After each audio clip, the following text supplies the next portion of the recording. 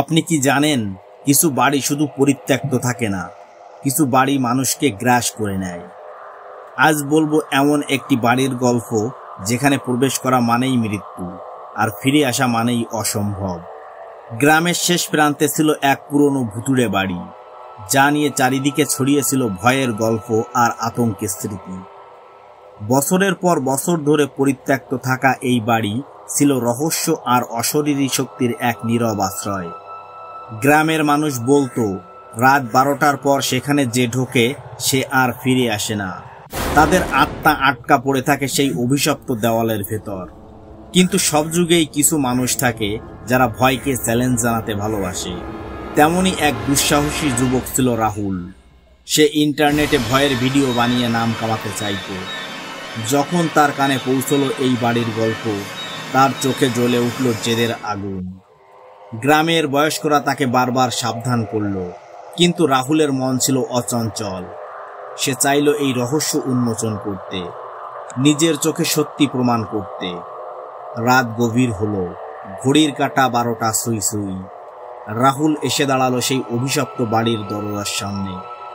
চারপাশ নিস্তব্ধ, শোনা যাচ্ছে শুধু তার হৃৎপিণ্ডের ধুকপুক আর শুকনো পাতার খসখস শব্দ। সাহসী রাহুল দরজা ঠেলে ভেতরে ঢুকল। হঠাৎ শরীরে বয়ে গেল এক শীতল বাতাস, যা ছিল না সাধারণ ঠান্ডা, এ যেন অশরীরীর উপস্থিতির স্পর্শ। দরজা জোরে বন্ধ হয়ে গেল, নিঃশ্বাস নিতে কষ্ট হচ্ছিল। ঠিক তখনই শোনা গেল এক গা চমচমে মহিলার হাসি। সে হাসি ভেসে আসছিল উপরের ঘর থেকে, হাসি যেখানে ছিল যন্ত্রণা আর শয়তানির আনন্দ। রাহুলের হাত কাঁপতে লাগলো, টর্চ লাইট কাঁপছিল আলোতে। সে বুঝলো এই বাড়িতে সে একা নয়।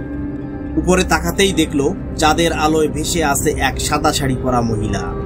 তার চোখ দুটো লাল, যেন রক্তে ভরা, আর ঠোঁটে এক বিকৃত হাসি, যা রাহুলের মেরুদণ্ড দিয়ে শীতল স্রোত বইয়ে দিল। রাহুল পালাতে চাইল, কিন্তু দরজা বাইরে থেকে লক হয়ে গেছে। সে যতই ধাক্কা দিল, দরজাটা যেন উপহাস করছিল তার অসহায়ত্বকে। সেই রাতের পর রাহুলকে আর কেউ কোনোদিন দেখেনি।